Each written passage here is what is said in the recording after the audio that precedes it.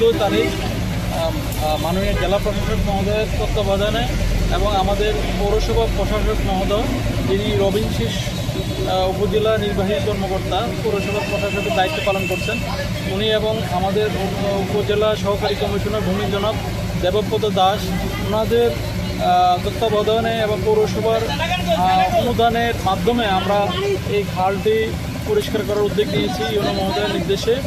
আমরা সোনাপুর থেকে শুরু করেছি, গত 14 তারিখ থেকে এই কাজ অব্যাহত আছে। আমাদের আজকে মডার্ন মসজিদ সংলগ্ন বীরেন্দ্র খালে আমরা কাজ করতেছি।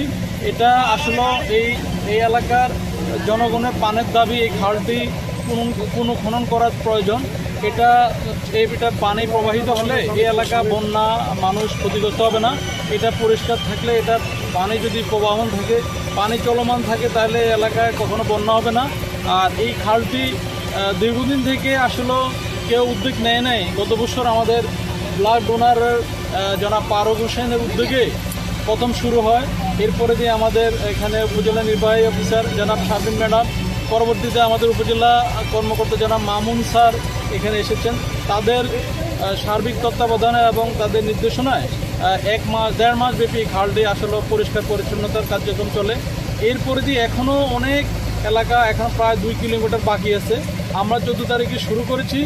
আমাকে আজকেও ইউনো মহোদয় বলছেন, আমাদের প্রশাসক মহোদয় বলছেন খোঁজখবর নিয়েছেন কী অবস্থা। আমি প্রত্যক্ষ করেছি, আমাদের এখনও কার্যক্রম চলমান আছে।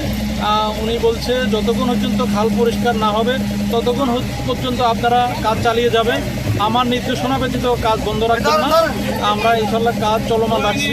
আমাদের সোনাপুর থেকে এখনও যারা কচুরিপানা পরিষ্কার করেন ওখান থেকে 10 জন লোক কাজ করে।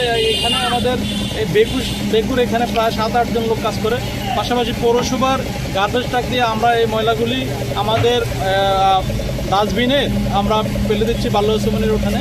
তো এখানে মানুষ স্বতঃস্ফূর্তভাবে আমাদেরকে সহযোগিতা করছেন এবং সবাই আমাদেরকে উৎসাহ দিচ্ছেন যে এই কাজটি আসলে যারা উদ্যোগ নিয়েছে তাদেরকে স্বাগত জানাচ্ছে।